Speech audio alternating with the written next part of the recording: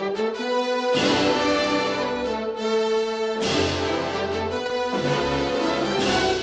week on Filmcast Without a Cause, Jacob and I get a little look ahead to what people can expect from San Diego's Comic-Con announcements. And then, of course, we get right into the thick of all the superhero nonsense that's out there and talk about The Amazing Spider-Man, our feature review for this week. And then we have our dream Comic-Con announcements. That's where we take some fun on the show, as if we haven't talked enough about comic book movies recently. We tried to make it short for you folks, but we couldn't do it. There's spoilers at the very end of the show. This is Filmcast Without a Cause.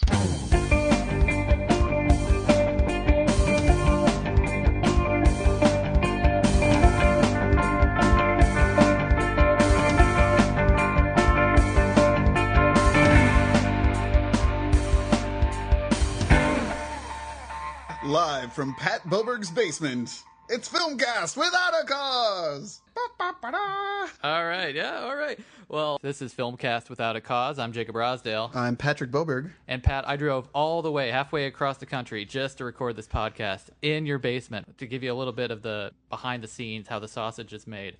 We've been Skyping. All the listeners are just gonna... They don't want anything to do with us now that they know the truth. Our audio trickery had worked before, but this time, I swear, we are actually in the same room. I have to actually look at this person whose ideas I think are god-awful and pretend I find him interesting. So you're saying that whenever I say things like, oh, here's my thoughts on Ted, you're just banging the wall and hitting the mute button. I'm excited to do, it kind of feels like we're live, but we're really not. This is still, you're not listening, we're not talking into your iPhone or computer device right now. No, but if we talk loud enough, maybe my wife is listening, and that could be like a live studio audience. If we make enough noise, maybe she'll come down and tell us to stop. Well, we have a big show, and we like to start, hopefully it won't be as big as last time, our mega show. We're editing a little bit down, trying to give you the most focused, entertaining film cast starring people you likely know at this point possible. But we start off every episode by giving you a bit of the big news that's going on in movie land. What's happening in the blogosphere? This week, a lot has changed today, but last week was a very slow week, I found, around movie news, blog times. I think a lot of it was due to the holiday. Oh, definitely. Right in the middle of Wednesday, I think a lot of people just took the week off. Well, I think Hollywood also has, or the movie industry, I hate saying Hollywood, but it's the opposite, where they don't want to tell you anything on Friday or Saturday because no one cares. They want the buzz on Monday or Tuesday. And when the 4th of July right there on Wednesday, almost every day is the end of the week, depending on how you looked at it. And plus, Comic-Con is, as we record this, coming up.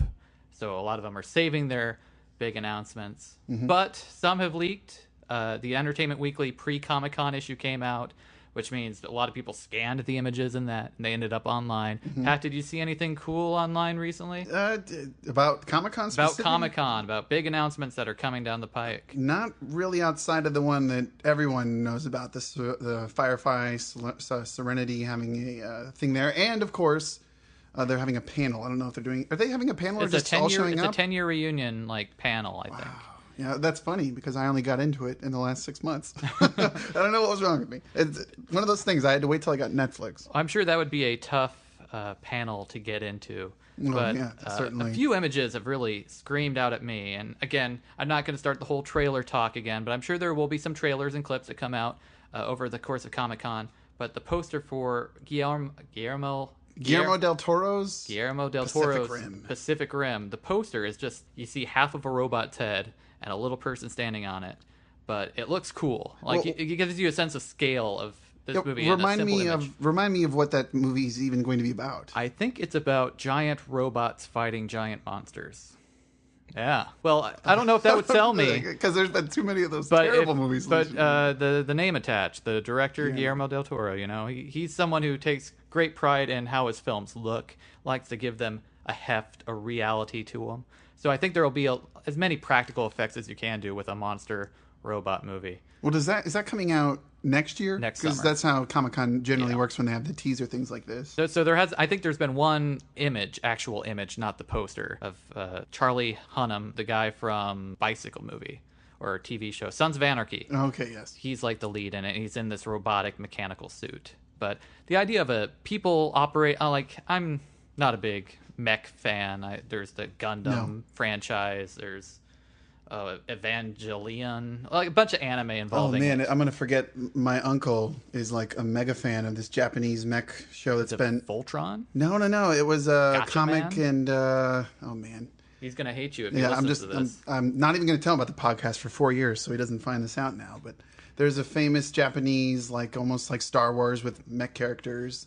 And they fly planes that turn into giant mechs, and they fight in space. Oh, I'm not even familiar with that. Feedback.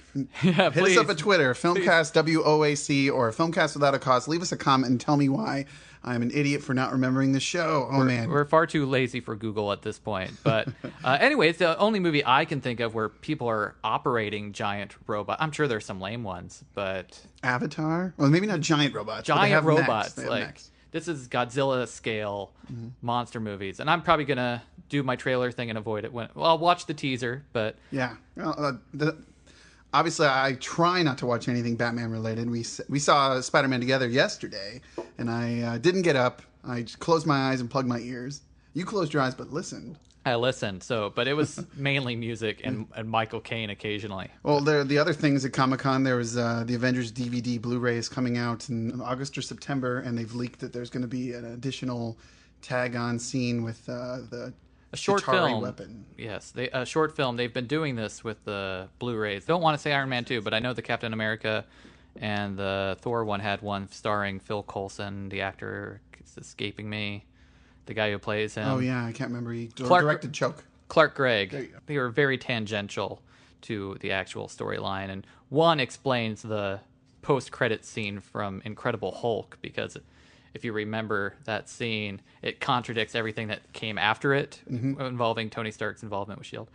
But I'm looking forward to this one. There, a still was released, I believe. Yes, it's just this woman holding a gun. Lily Kaplan, or Lizzie Kaplan from Party Down. But yeah, I guess they're going to screen that at Comic-Con. And they're going to be screening the first part of this web series, too. The H+?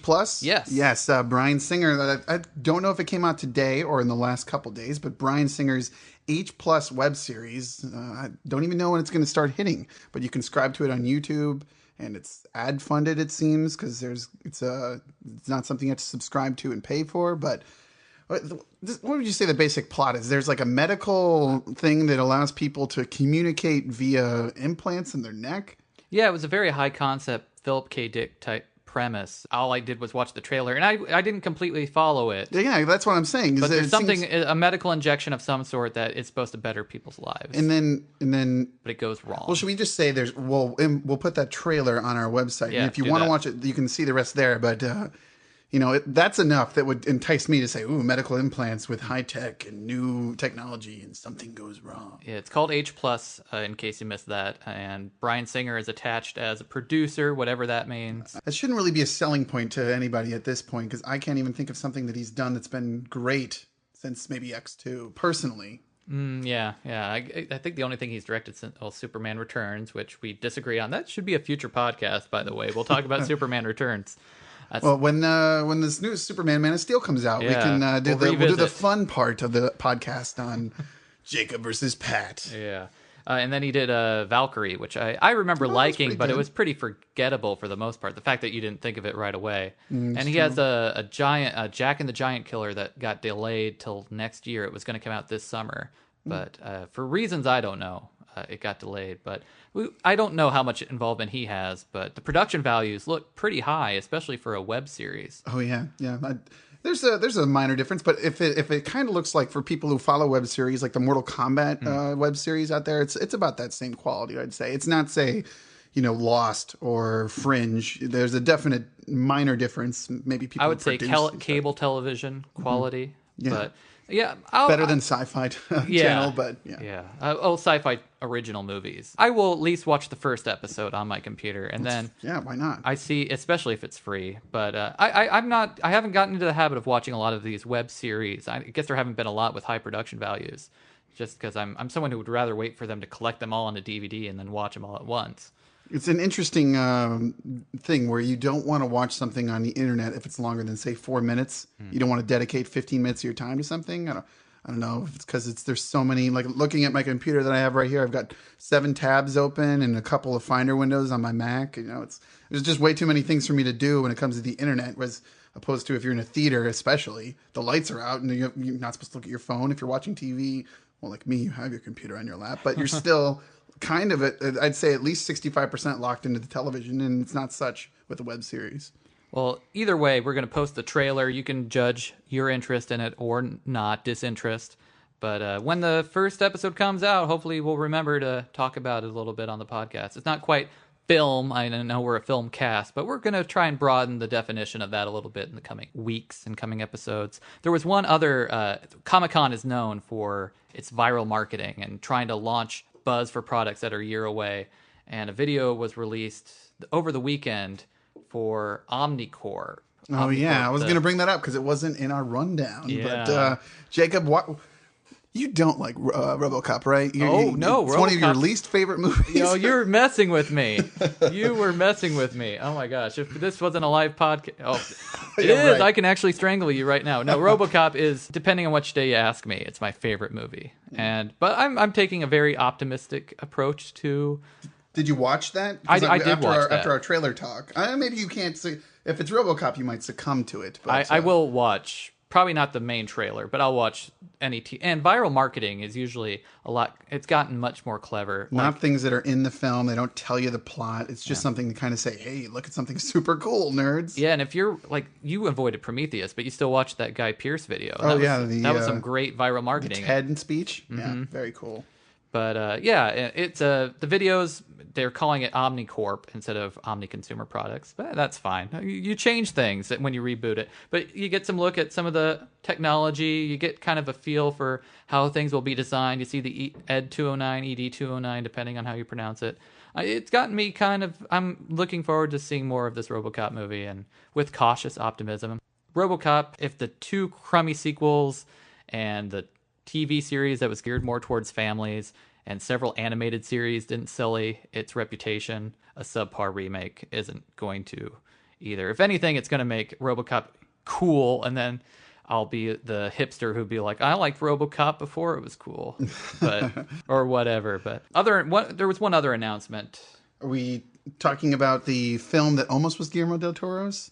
No, what are you talking about? The Hobbit, right? Oh yeah, no, I did. I skipped around because they wrapped on The Hobbit. And if I haven't been following it, but I know that Peter Jackson has been spilling almost the entire movie on the internet as they've been producing it, right? I think the plot of the movie's been out. Everybody knows for decades now, right? The Hobbit. But, I mean, it's been, I don't know, a long time since I've read it. Yeah, same. And been a long time since I used to see the cartoon a lot. They showed it on Cartoon Network, the Bakshi cartoon. I'm assuming you've seen the Lord of the Rings movies. Absolutely. Are you a fan? I don't think we've ever talked about them. I am a fan, but oddly enough, I'm not a huge fan of the one that won Best Picture. The final one. Yes. Mostly because the last 45, 30 minutes, the reverse of a false start. It false ends several times to the point that... And I got a little biased because I went to the movie and I was sick. Oh. And so I was like, please get over. But everyone has the same problem with that film. If it's a little dry at the end, a little too sentimental or... canned and hammy, but my interests lie more in sci-fi than fantasy generally. But it's a film I'm not quite excited for. It feels a lot like we've been there, done that, even if it's been, I don't know how many years. 2003 was the last one? Yes.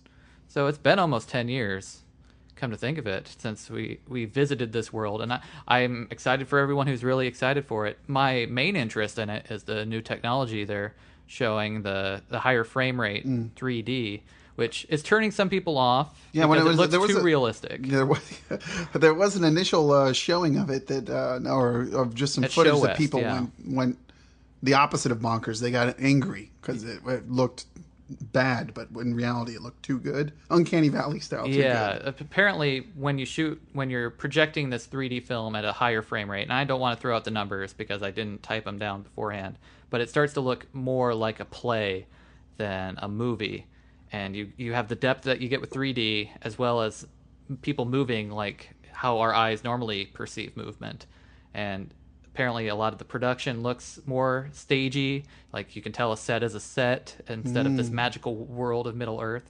But I'm very curious. Maybe it was just jarring, but when you're there for 3 hours, maybe you adjust. I think most people's arguments would be if I wanted someone to act out The Hobbit in my living room, I would hire my friends to act out The Hobbit. Anyway, no, that's not their argument. Anyway, I know I'll go see it, and the cast seems good. I remember the story from the cartoon. It won't be any surprises, but I'll go, and we'll definitely hit it here. Yeah. So we got a couple other things that we can do for news, but I think we'll save those and go straight to our movie review for the week. We've been trying to avoid it, at least with our last episode, talking about comic books, but it was unavoidable this week with the big reboot, and that, of course, was The Amazing Spider-Man. Tell us a little bit about yourself, Mr. Parker. Not much to tell, really. Peter lives with his aunt and uncle. Did you catch that spider guy yet? No, but we will. This guy wears a mask like an outlaw. I think he's trying to do something maybe the police can't. Can't?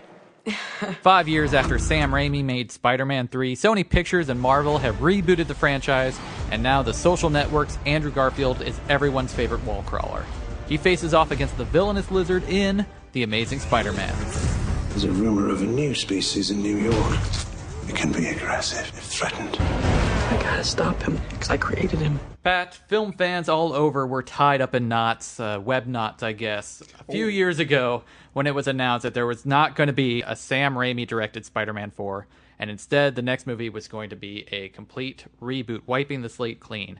The internet was ablaze, afraid that this new movie was going to be too dark as a certain night that I hear is going to be rising any day now, and that Peter Parker would be emoed up to appeal to teen fans of the Twilight franchise. So now that we have seen the new Amazing Spider-Man, were these fans right to prejudge, and should Sony have stayed on the Tobey Maguire starring swinging course? Well, the interesting thing about the original Spider-Man, and you've recently watched I Sam revisited Raimi's, them. is that I think those fans might have been living in the glow of what they thought they were. Because I've seen Spider-Man 2 recently. I saw Spider-Man 3 without the sound on a couple years ago. And that just sounds bad. But and Spider-Man 1, I think we watched that back as well. But there is a certain level of ham to those films that I think people might have overlooked or enjoyed at the moment, but maybe not enjoy down the road. I'm not exactly certain. And I think in this film there is a good balance. I find at least there's a good balance of the comedy. Andrew Garfield sometimes pretty playful, and the serious. Obviously, there's a lot of edge, and they don't go straight Dark Knight. It's not like the whole city is depressed and under siege. Not at all. No. I think the people who were getting their pitchforks ready over Sam Raimi didn't fully grasp the idea of how much Sam Raimi and maybe even the actors in that final movie had just given up on playing those characters. And the fourth movie would have just been a travesty and not allowed a Spider-Man movie to happen for a long time. I'm not married to the character by any means, but I'd say that this at least keeps the character alive and builds for a possible, like similar to Batman Begins. I would say that Batman Begins is a serviceable Batman movie and pretty good, and not on scale with everything else that Christopher Nolan's done. Then obviously the Knight Who Is Dark, or however you put it earlier, came out and it blew everyone away. I think that there is a chance, not that they're going to go super dark with the next Spider-Man, but there's a chance that they've got a good starting block here, and that all those people who were upset, those internet flamers, they might probably have piped down after seeing it. I think we're pretty much going to be on the same page talking about this, Pat. I think now that the film is out and seems to be being received fairly well, there's some people who aren't liking it, but I think now it's become in vogue to bash the Raimi films. And I think maybe in a few years I did rewatch them recently, and some age a lot better than others. The first one aged pretty poorly. I mean, Macy Gray shows up. The pointy-headed Green Goblin looks really silly. There's some homophobic lines that Spider-Man throws out towards Macho Man Randy Savage. It says something how far we've come in 10 years, I guess, about what is considered funny and what would be considered a little off color unintentionally. I'm going to try not to talk about the Raimi films too much, but I think parallels will be drawn between Amazing Spider-Man and Batman Begins. and Tim Burton's films. It can't be helped if you look at Raimi's films. Exactly. It's Heath Ledger versus Jack Nicholson, Yeah, exactly. And these and the Raimi films, one thing that they definitely had for them is that they had a point of view of a director. They're definitely, if you're familiar with Sam Raimi's films, there are all sorts of directorial touches, lots of Dutch angles, transitions. Sam Raimi is a director. I am looking forward to seeing a 3D film from him, just because if you watch those first 3 Spider-Mans, they're basically 3D movies shot in 2D. They're constantly reaching towards the camera. And maybe it would have been cool to see a Sam Raimi directed Spider-Man 4 in 3D, but I think if that film was coming out, we'd be as excited for that as we were Men in Black 3. It's probably right. It's a film franchise that kind of lived out its time. It was a very influential film franchise. I think without the first Spider-Man, we wouldn't have the Avengers franchise. It is a film that, and I think Batman Begins, that have defined where we are in the comic book world. I say Batman Begins because a lot of where the sea change happened with comic book films happened in 2008, the summer Dark Knight came out, so it's hard to give it, Iron Man. because Iron Man came out first, and Hellboy 2, and a lot of these films were rolling when The Dark Knight came out, and I think we have yet to see the extent of Dark Knight's influence as far as high-minded superhero movies, if another one gets made. Well, the interesting thing about that, too, is that those 2 movies have kind of become the bellwether for, are you going to go the Iron Man fun route for a comic book hero, or are you going to go the dark, say something about society, Dark Knight route? And then the movies that have come out and don't even fit those molds, like, say, Captain America, which is just like a true action-adventure movie, it's hard to put into the round hole that everybody wants to put these movies in. It's almost like comic book movies are Pixar films, and that people want to put them in, obviously, the ranking. I do it myself. I came out of there and I was like, well, this is not as good as Iron Man. And it's definitely better than Iron Man 2, that type of thing. This film walks that line, I think, between Iron Man and The Dark Knight. It has some heft to it. There's some darker elements to it, but Spider-Man is existing and he is a humorous figure in this rather realistic, kind of sci-fi bent world. Whereas in those Raimi films, I think it was all a product of 60s comic books. It was all brightly colored. Mm-hmm. Every character was goofy. I love J.K. Simmons, but he is a cartoon character in those Sam Raimi movies, and he's the best part of them. But I keep saying I want to see him show up in this new franchise, but I wonder how he'll fit, if he will fit. Other thing, we should talk more about the movie. The film itself. Now that we've ranted about where this film stands in the grander context of superhero movies and internet flaming. What did you like about this movie, Pat? It's hard to do a film cast or do reviews without seeing anything else that other people put out there, especially if you follow the internet. And I agree much to what other people say, and probably could have been said even before the movie was made, that Andrew Garfield is a superior Spider-Man. Yes, he's able to play more than just the sour, the smiley little kid. He's funny, he's smart, he does the whole inner monologue when he's battling people in a funny way and not just like a reading lines type way. He seems like an actor in the movie, so to speak. He carries the character very well. I liked him a lot, and I think he is what makes the movie. I think he's why I was excited to see the movie, because bringing it back to the Raimi films, I was never crazy about the 2 leads in those movies, but I think the leads of this movie, Andrew Garfield and his romantic interest Emma Stone, this film wouldn't work if they didn't work as a couple, because there's more of their relationship in this movie than there is Spider-Man. There's very little Spider-Man in the Spider-Man movie if you probably broke it out into a pie chart, but there is a lot of Peter Parker brooding and Emma Stone with her big, pretty eyes being pretty. And we've disagreed about Emma Stone in the past. This will only mean anything to people who are big Pat and Jacob fans and have been following our careers, but we had a serious disagreement about the film Easy A. And we can't even bring up the name of the movie without having I can see the fire in your eyes right now. I'm just hoping nothing else comes out of your mouth. But did you believe their chemistry? Do you think that, because I will warn Absolutely. people who are going in expecting strict Avengers wall-to-wall action, they're going to have to sit through quite a bit of romantic tension. I would definitely say that there is a certain amount of chemistry there, especially at the moments in high school. Like, they play up the sadness of certain events in the first act, when obviously, if you know Spider-Man and what causes him to start acting like a real hero, I'll leave it at that for people who don't know. And obviously, when they first kind of seek each other out, it's a really cute scene in the high school hallway. That was real. All that high school stuff felt really real. And then we talked about it immediately after it was over because I wasn't certain what comic book line it was based on, but they pulled a lot of it from Ultimate Spider-Man, which is a series that has run concurrent with the Spider-Man series that's been going on since the 60s. They kind of started it up again in the late 90s as sort of a fresh new take on the character for those who don't read comics. I'd say that they played really well together in the film. I'm still not in love with Emma Stone, but she did really serviceable job, and she did, like, when things got rough and there were tears, I was impressed. And the action, we both saw it in 3D. You disagreed with me. There's something about the camera movements in these movies that I don't know what it is, but when the camera moves, especially if it's done in post, there's a blur there. When the camera's still and you see something happen in 3D, it looks great. And I only really noticed it in the beginning and in certain parts when the action got a little too fast-paced in the lizard battles. This was shot in 3D. Oh, it was. But it still has the... Interesting. That's something that I think that's why they're doing this Hobbit in the higher frame rate, is to fix that. Because it has something to do with the way 3D works. I'm not a film scientist or whatever. But that's why the Spider-Man swinging stuff is really impressive. I do think this film does deliver the action as well as any of the Spider-Man films have done. He swings through the air, and if you can see it in 3D, I would say do so. If it's a budget thing, it will hold up pretty well in 2D.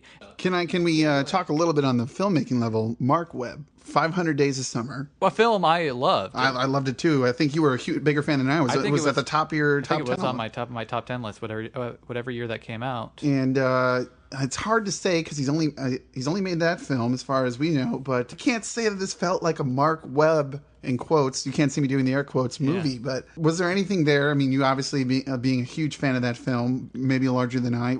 Did you pull anything that you would say was Marc Webb's? Well, it's so hard to say something when someone's made two films and they're not Wes Anderson or Tim Burton with a distinct visual style, pull out themes. I think they probably hired him because he had experience with romantic movies, and they kind of thought they were going to play this up. Maybe that is for the Twilight contingent. I don't know. It just wasn't nearly as irritating as the Twilight movies, even though his hair did stick up through most of the movie. I did notice that, but he is pulling off his mask often. It is part of. I kind of spoke about this a little bit at the last week's show. For these superhero movies, they tend.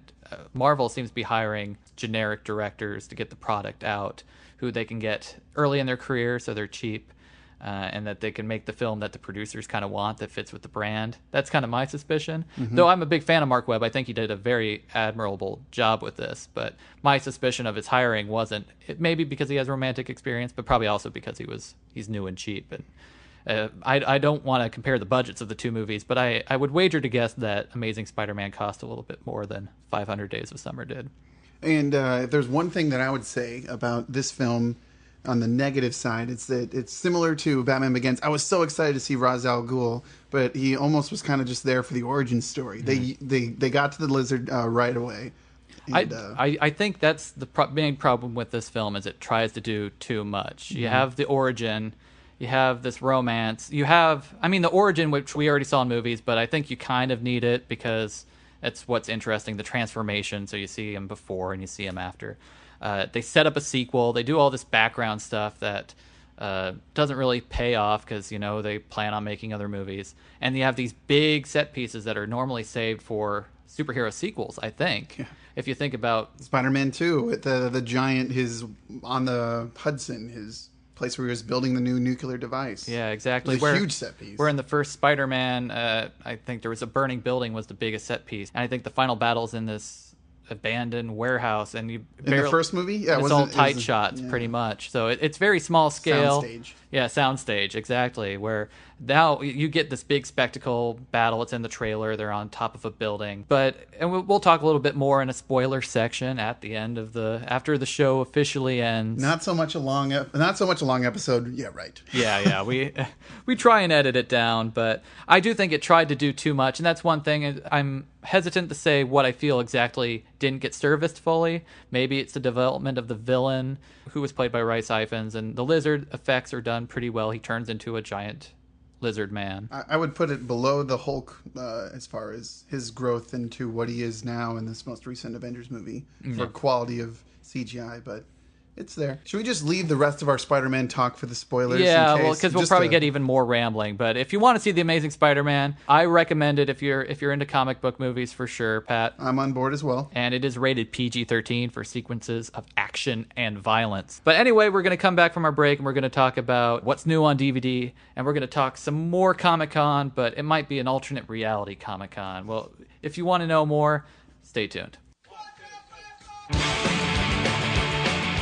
This is the part of the show where we talk about what's new on DVD and Blu-ray, and we're going to try and keep this short and sweet because there's not a ton coming out. What came out this week, American Reunion, the latest in the American Pie series, Margaret, Kenneth Lonergan's film, an Amazon exclusive, lots of buzz for that film, Senna, Flowers of War, and Being Flynn, new to Blu-ray, Outland, the Sean Connery starring remake of High Noon, Blade 2, we just got done talking about Guillermo del Toro, and Altered States. Pat, of those movies, anything screaming at you? Screaming at me would be, I am part of the few people who say skip Blade 2. I don't like that one. I don't like the second or third one, except for the hilarious fart joke in the third one with Ryan Reynolds about eating garlic. Anyways, but if I were to say pick one up, out of the few that I've seen here, it would be probably Senna. It's not as good as, say, a documentary as Man on Wire, where there's like that pace the whole time where they're... It's a documentary about an IndyCar driver. Yeah, about a F1 driver. Oh, excuse me. There is a difference. But globetrotting F1 driver, but I didn't know anything about him prior to seeing it, but it's pretty interesting, and I'd say if even if you don't know anything about it, you should watch it. You'll probably end up saying, man, I should end up watching more F1 races, because it's that good. It's a film that's been on my radar for a long time. It's on Netflix Instant. It's been on there for, I want to say, over 2 months. Yeah, so check that out. I'm very curious about Margaret. It's only, and I believe that's how it's pronounced, not Margaret. It's only on Amazon, I believe, but there was a lot of praise for this film in the film critics community. Oh, okay, yes. Because the studio kind of just abandoned it. It was on the shelf for years, right? Yes, exactly. And apparently the director and the studio couldn't agree on a cut length. Well, there's a DVD cut. Correct me if I'm wrong. It's hours long. Yeah, I think the one that's on Amazon will have both cuts of the film. The Martin Scorsese supervised, edited version, and this longer version. It stars Anna Paquin. I don't know a ton about it other than that there's a strong vocal fan base for it among film critics. So we'll check those out. Well, if I can plug one thing that I found that's really cool on youtube.com, if you need the .com, YouTube, but there is Your Film Festival. So youtube.com/Your Film Festival. Check it out. There are 50 films on there that are short, under 15 minutes, I believe, and it's an online film festival that was free to enter. I entered something ridiculous that I had no chance, but why not, right? If you check that out, totally worth your time. There are a couple films on there that are so good. For the sci-fi fans out there, you should see 8888, like on a clock, 88:88. A reference to Back to the Future? 88 miles per hour? Maybe I didn't think about that, but wait, very nice nerdery there. But I would say that it's about, it's kind of like an X-Files episode, but very different. And not in the nerd vein, but I saw a movie on there that it's the only short film that I was like crying over because it's so good. This film, La Carta. I don't want to tell you anything other than it's about a kid who writes a love letter, and it's shot like they could no, they couldn't make it into a full length film, but it will grab your heart and rip it out. It is just so good. And not in the way that you're thinking, I'll tell you that much, too. Okay. Well, so you'll watch it you're going to be driving tomorrow, so don't watch it on the road. Okay. But maybe before you go to sleep. If you put the link on the website, which is... filmcastwithoutacause.com. I will definitely check that out in the notes for this show. As you mentioned, I'm traveling, so I haven't had a chance to watch a ton of movies.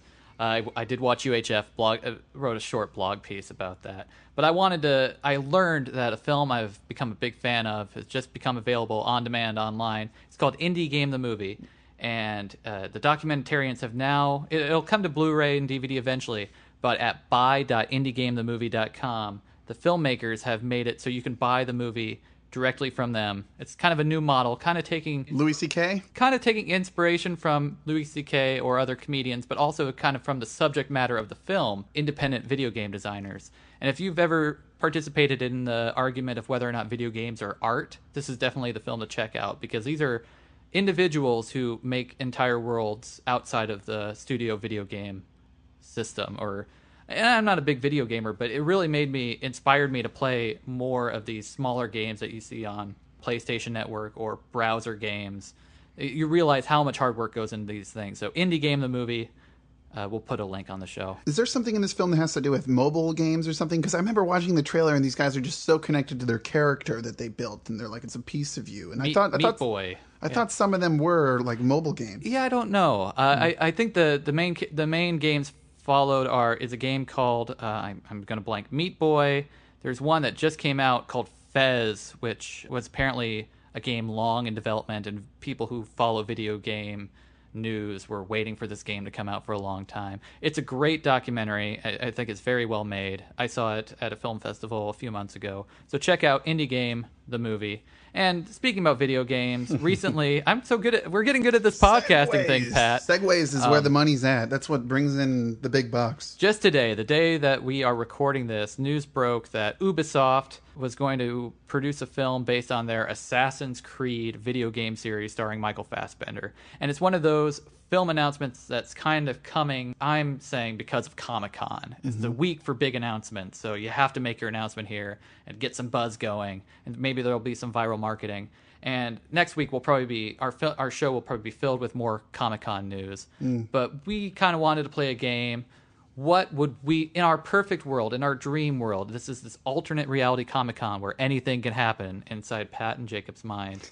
We will, and since we're in Pat's basement, maybe we'll call it Pat Basement Con or something. Filmcast without a cause to come. These dream projects, what would we want to hear announced? What do we want to see a director or star come out and be like, I'm doing this now, I'm doing this next, this is coming next summer. Buy the T-shirt. Well, give me yours first, Jacob. You've set me up to bat so many times. Okay. I'll lob you the ball. What would be your dream pick? Give me a couple. Okay, I'll give you a couple. I'm a child of the 80s. I grew up watching a lot of cartoons. And a few years ago, there was this huge 80s nostalgia resurgence. And I don't know if it's still going on or if it's kind of petered off, but it's what brought us Transformers, the movie. The A-Team. What brought us to A-Team, G.I. Joe, Smurfs even. Oh, man. But those weren't I love Transformers. So if I'm going to throw out a weak one first, I would like them to announce they're rebooting Transformers and abandoning Michael Bay and going to make a good movie.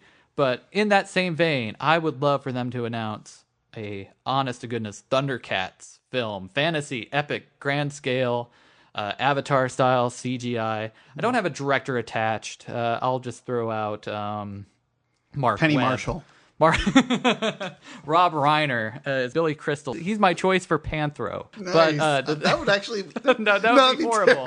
He will be the voice of Snarf in my Thundercats movie. That's the only casting they will announce. I can't see him even circling that idea. Ronkin Bass comes up and they say we're going to do Thundercats. This is definitely Dream because the rebooted cartoon just got canceled, I believe, on Cartoon Network. So there probably isn't that much demand for a Thundercats movie, but I would be there to see it. It would probably be cheesy as heck. It's about a planet where most characters are cats, and there's an evil mummy who wants the stone owned by the lead cat guy. I think that's the plot. Well, I think you should make it more of like Masters of the Universe, so they live in this alternate dimension and then somehow cross over to Earth. That's probably what would get made, because then they wouldn't have to make everyone a cat. Speaking of, I had He-Man down as also a secondary comment. I remember the Masters of the Universe movie from being a young boy, and that's basically what happens. They come into our world. But I would like to see, there was talk about a film called Grayskull a few years ago that was going to be this awesome serious interpretation of He-Man versus Skeletor on the planet of Eternia. All other 80s cartoons I'd love to see made into movies. I remember Silverhawks. Oh my goodness. Made by the same people as Thundercats. Oh, I love that one. I like it better than Thundercats. Yeah, it's set in space. They are humanoid, so that's probably more likely. And they wear like metal. Are they wearing suits or are they just... It might be attached to their body, but they're covered in metal and they have wings and they fly. And it was very cool. I also remember Brave Star, who was a Native American cowboy in the future, who had a horse sidekick who stood on his hind legs and had robotic legs. And he could summon animal spirits to give him his power. He'd be like, courage of an eagle, and then he'd be brave enough to fight the bad guys. So it's almost like Captain Planet. Yeah. Okay, well, since it's Comic-Con and it originally started as like a giant comic exchange, I'll go with the superheroes since we haven't talked about that enough this episode. Yeah, not enough. But before we were doing this, we try not to share too much, but I said my one comic that I love that nobody else does, will never be made or revived in any way, especially for a movie because it will make no money, is X-Men 2099. So I'll just leave that and move on. And a few years ago, we talked about this after seeing Spider-Man. There was talk after X2 that they were going to start making movies specifically about characters. And obviously they made the Wolverine Origins movie. And you could almost say that X-Men First Class is a Magneto origin movie or a Magneto / Professor X. But I really wanted to see that Magneto movie. But I really want to see a film based on a villain. And similar to a Skeletor movie, one of my favorite books was called Soon I Will Be Invincible. And it follows a character who is a bad guy who really had his whole life just trying to get this superhero who dies all of a sudden. And he wasn't the person who killed him.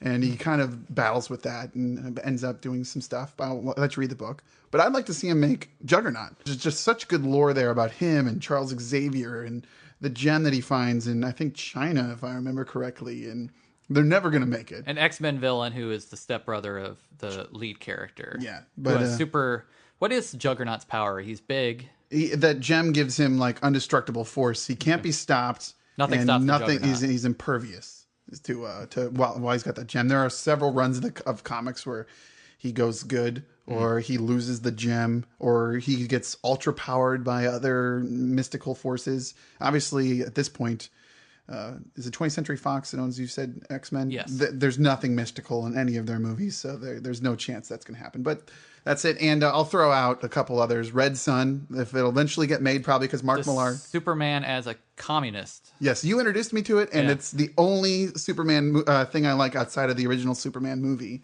And I'll toss it back to you, but before I do, I will say Dino Saucers. Anybody who's seen that, YouTube, Dino Saucers, and you will agree with me, it needs to be made. Enough 80s stuff. I wanted to talk about a project that was talked about a couple years ago, kind of fell apart. In my dream Comic-Con, Ridley Scott would take the stage and say, Brave New World is back on. I'm doing sci-fi. I'm doing Brave New World. I read Aldous Huxley's Brave New World in high school. Oh, really? And I'm told I think Ridley Scott went on record, he was asked about it recently, and said it was a tough nut to crack because it is about a primitive brought into a future world. And there's a lot of ways it could go wrong. But it's a book I'm a big fan of, and I would like to see talent like Ridley Scott take it on. That would be cool. I love Ridley Scott. Did you have another project? Or it's not nerd related, but okay, that's the changing world of Comic-Con. I'm sure several people hate it, and they wanted to move it to Anaheim and almost Las Vegas, I think. So I can throw out a crazy, unrelated to superhero comic movie. So I'm a major fan of 1980s underground hardcore history. Not so much the music. There are a few bands that I dig. But I love the Black Flag story. If someone ever makes that movie, maybe I should just try and write it. But if they ever made that movie or the Butthole Surfers, I guess I just ruined our family label. We're no longer PG-13. PG. We're now PG-13. But they've got a crazy story as well. And something I'll throw out that's more jock related than nerd related. But Bill Russell is one of my favorite athletes ever. He was on the 1960 Celtics that won 8 championships in a row. He was the first player to ever be a player coach in the NBA, and he won 2 championships while doing that. And there are some amazing stories in there, especially when they barely made it into the playoffs and then beat Wilt Chamberlain, who cried in his beer on the bench. And I don't know if you're a fan of very many sports movies, Jacob, but there has got to be some good ones in there, especially since Bill Russell is one of the few athletes who is outspoken about anything other than, trying to sell sports drinks or, build a brand well before any of that crap existed. But he was always talking about social issues. So there's definitely a movie in there somewhere. My brain kind of turned off when you started talking about the Boston Celtics. Is it? Come on. I'm sorry. They're known as the greatest team ever. The 1969 Boston Celtics. Okay, but I'm on board for a Black Flag movie. We should do a future episode where we cast Henry Rollins. Just to wrap it quick, I'm going to fire off one other thing. That won't happen. I want Disney to announce a John Carter sequel. And we were both talking about how the Firefly reunion was happening at Comic-Con. We would both love to see an announcement of some sort of continuing of the Firefly Serenity universe, but that is. I wouldn't be surprised if they made just some like 4-minute joke video about like getting the team back together. No, they won't. Yeah, but if they did, it'll be all over the internet, and we'll have to talk about it next week. There'll be a special break-in episode. We bring you this FWOC episode to talk about.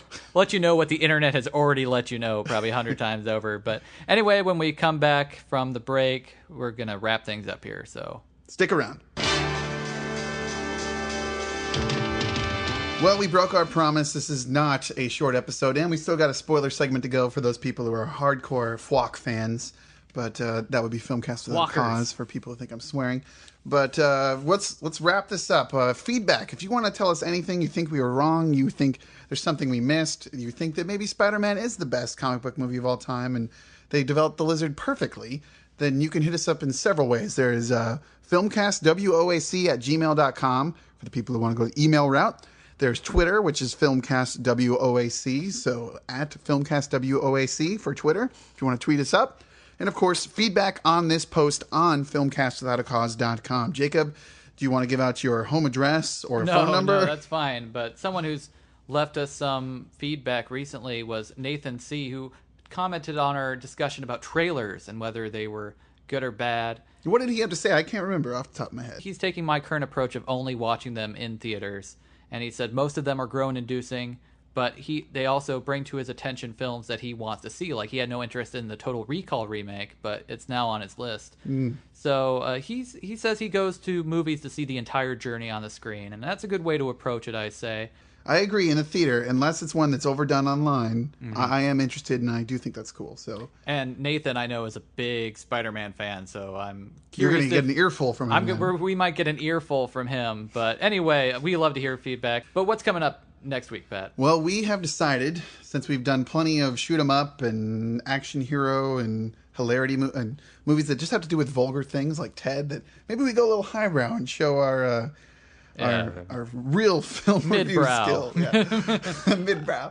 I don't know if we'll ever reach the true plateau. When the next Kiarostami, if we ever go to live in a community that will show a Kiarostami film or whatever, we'll talk about it. We'll see. Yeah, but we're going to check out To Rome with Love, the latest Woody Allen film. Big cast. Woody's in it.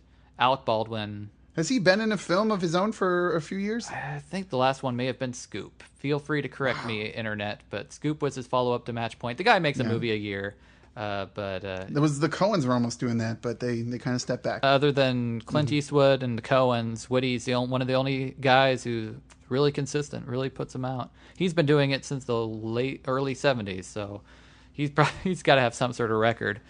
But if you're coming to our podcast to find out what else is coming out, we probably should mention quick that Ice Age Continental Drift is opening in theaters the week this drops. I don't think either of us have too much interest in it, but there is a Simpsons short at the beginning, and I kind of want to sneak in just to see that. And opening nowhere near us, Easy Money, which is a Swedish film, I believe, starring the guy who's going to play RoboCop, Joel Kinnaman. And Red Lights, which is from the director of Buried and stars Sigourney Weaver and Robert De Niro as ghost hunters. It's a genre film. It's on my radar. I think Red Lights came out at Sundance. Yeah. Yeah, or maybe it's Tribeca. Mixed reviews, but still, it's a genre film. Good cast. I haven't seen Buried yet, but I enjoyed it. It's been on my list, so I'm really curious to hear more about that one. And go to the website. We have some new posts. Brief videos about UHF and the Muppets. I have a post about Superman 3 that I've been working on for a few days now, and I get really hyperbolic and have some slight praise for a film that is pretty god-awful. But and when you're there, click on an ad, hear them out. Yeah, we got to store this audio somewhere for you to download, so help us out just a little bit by clicking on those ads. And stay tuned we're probably going to ramble a little bit about Spider-Man after the show. Thanks for listening to episode 2 of Filmcast Without a Cause.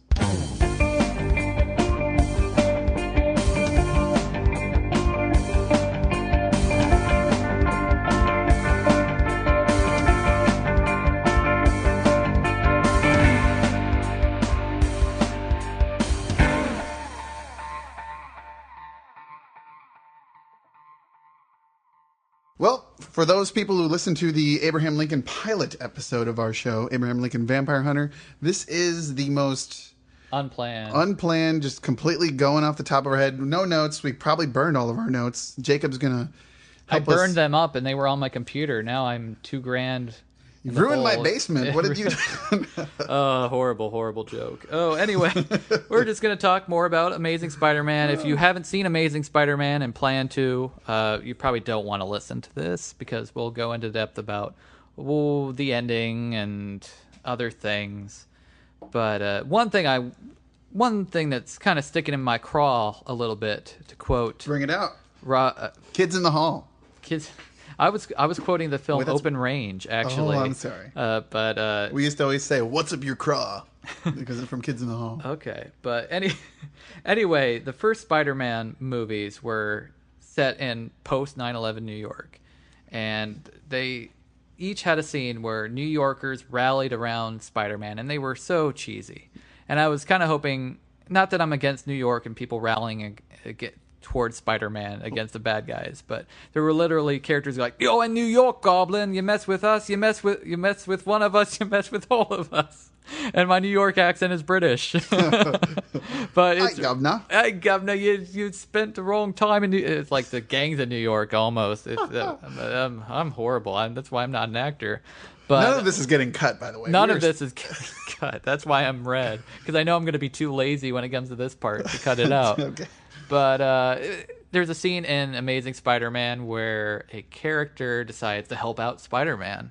Well, this is the spoiler section, so we can just say Spider-Man saves this guy's kid from dying a terrible fiery death. A very effective scene, really well done. Oh, actually. yeah. And, of course, then later they find out that the lizard is turned from he's going to save humanity with his, new scientific finding. He's going to change humanity into giant lizards themselves.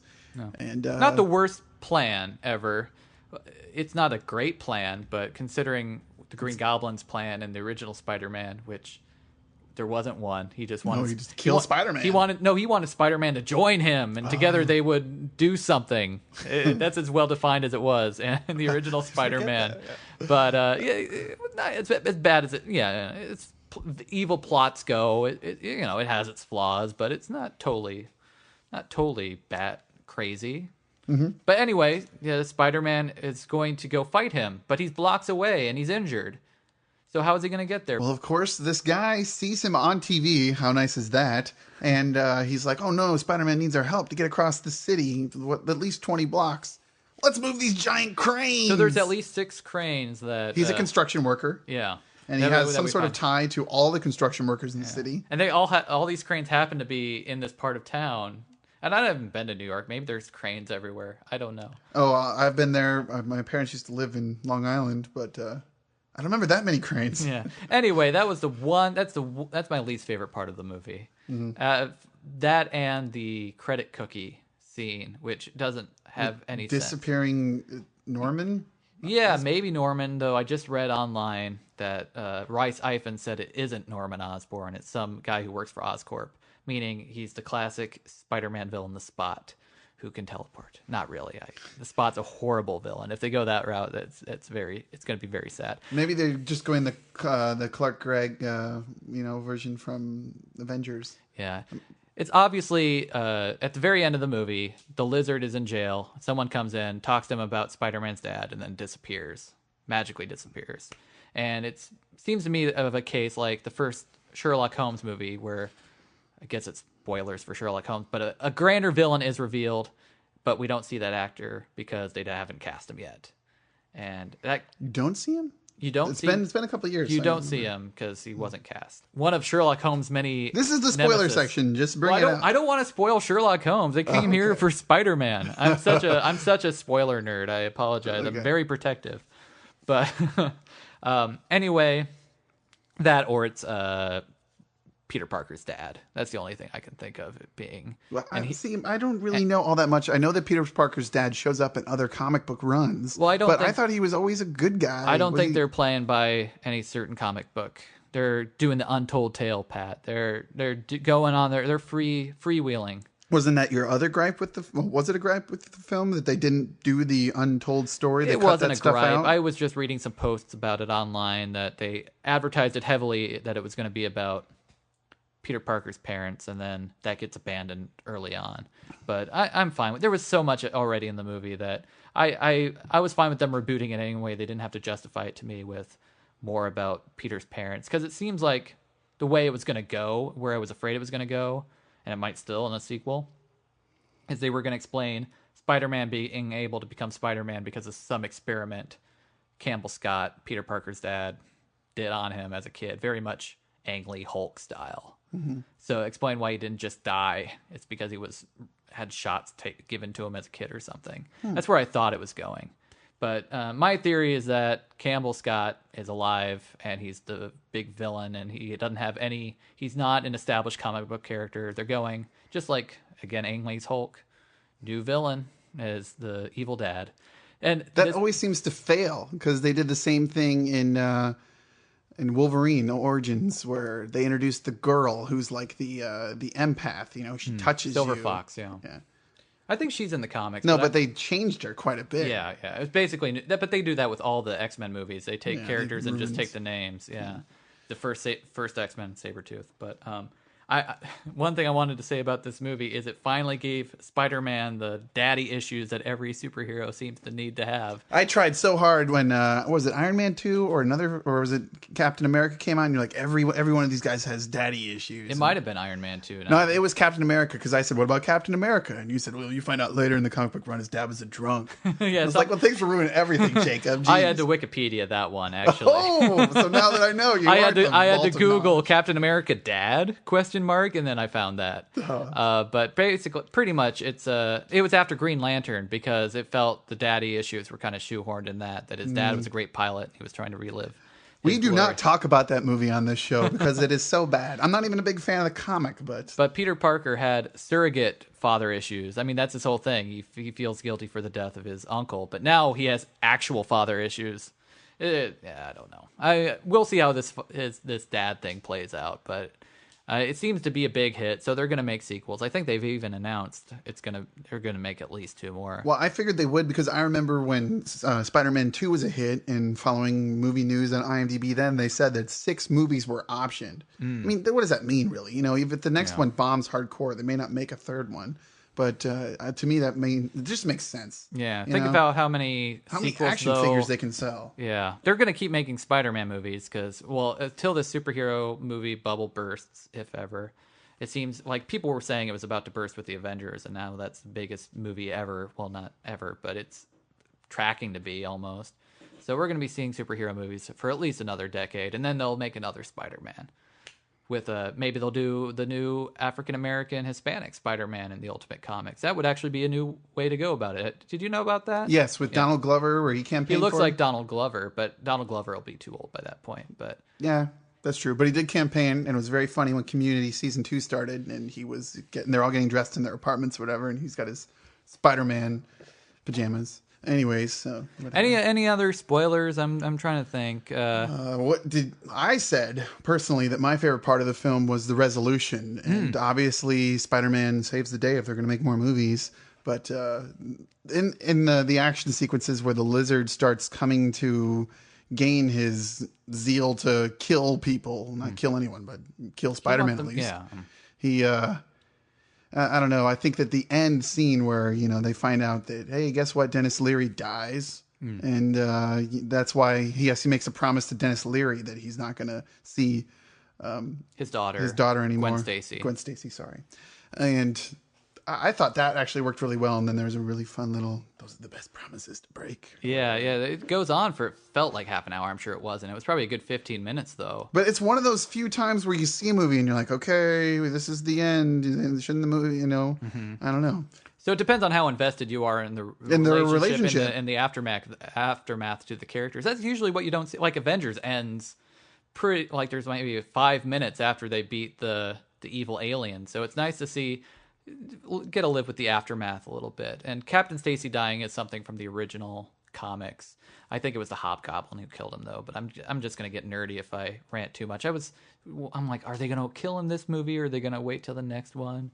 And if you're familiar with the comics, I was going to say something bad might happen to Gwen Stacy, but in the Ultimate Comics, I think she's still alive through funny business.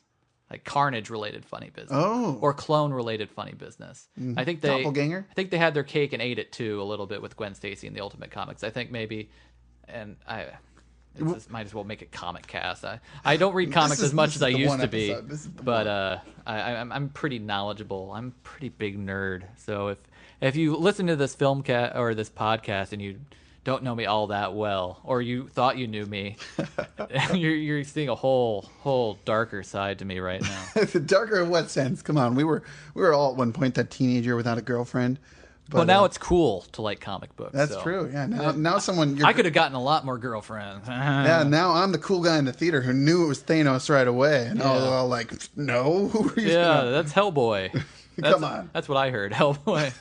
And No, my favorite stupid moment like that. We're rambling, like whatever. But after Lord of the Rings, the original one, some girl behind me stood up and said, "A Fellowship of the Ring." She goes, "That's it? They're not going to tell us what happens?" I was and just turned around. I was like, "Who the hell?" Okay, sorry. But maybe we should finish this out by saying the second movie. Who do you want to be the villain? Is it gonna be? Are they gonna go Green Goblin route? Are they gonna go? Are they? I mentioned Doppelganger. Will they go the Doppelganger route somehow? Doppelganger. He was He was a 90s character. Yeah, he's a Spider-Man. I don't remember exactly how he got created, but he's basically like a real-life spider, like a human being with like a spider personality that's several arms. And he has like a Spider-Man costume, though. Yeah, exactly. Oh, yeah. He's got like, he's famous for having like, I think 6 arms. Yeah. But, I imagine they'll do Venom eventually, if not in his own movie. And I've never been a big Venom fan, but I like the Green Goblin. I don't want him for the second movie, probably the third. Well, maybe the next one, if they go the upstart, psychopath route, they'll go the Hobgoblin. But the Hobgoblin was Norman Osborn's son eventually, right? So no, the Hobgoblin was a reporter for the Daily Bugle. It's very complicated. But in the Ultimate Universe, though, Hobgoblin was Norman Osborn's son. But Green Goblin, they borrow a lot of the Green Goblin stuff for the Lizard, I think, because in the Ultimate Comics, which this movie is very... To answer your question, who I'd like to see, Spider-Man has a lot of great villains. I don't want them to reuse too much that they've already done in movies. Green Goblin's kind of a different case because he's the big Spider-Man villain, and they've already set up Norman Osborn. It would be kind of lame if they didn't pay that off somehow. But I would like to see Electro. I'll go with that. Wow. Electric powers. That's okay. But it's not as cool as a Lizard Man. But who were you going to say? Did you have one in your head? I love Venom. Like, I love the villains, and he rides the line of being a hero / villain sometimes, like Catwoman or something. But I don't know. The Venom's the only one I really care about, to tell you the truth. And he's funny because Spider-Man and Batman, probably the two normal guys, except Batman is a normal guy, except he's a billionaire.